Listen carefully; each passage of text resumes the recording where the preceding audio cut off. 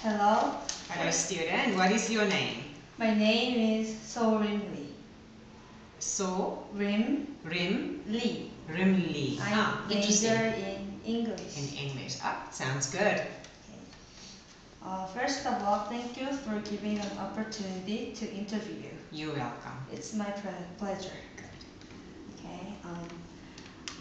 My first question is, why did you come to Korea?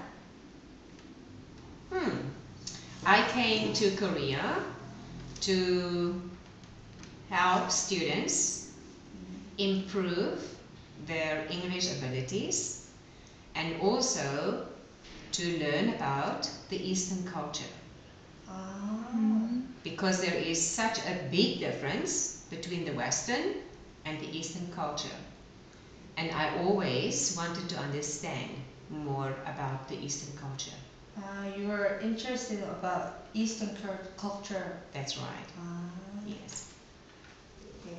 Then, how many years did you live in Korea? I've been living in Korea for 5 years. 5 years? That's right. Then what do you think about Korean people? Korean people are very interesting because their language is totally different, their culture is totally different, and the longer I live in Korea, the more interesting it becomes because I get to understand much more about the Koreans. But they are a very interesting nation. What's the difference in the culture and the language? In Korea, people mainly speak Korean, and in my home country, we speak 3 major languages, but we have 11 different languages. 11? Yes. So, speaking only Korean or mostly Korean is kind of different for me. And other than that, I think the Korean culture differs from the Western culture in many ways. For example, there cannot be good friendships between elderly people and someone who is younger. And also, women in the Korean or in the Eastern culture are not recognized in the same way women are in the Western cultures. And maybe another point for me is I sometimes find it hard that people would say yes when you ask them for something, but then they would probably mean no. So they say yes just because they cannot say no.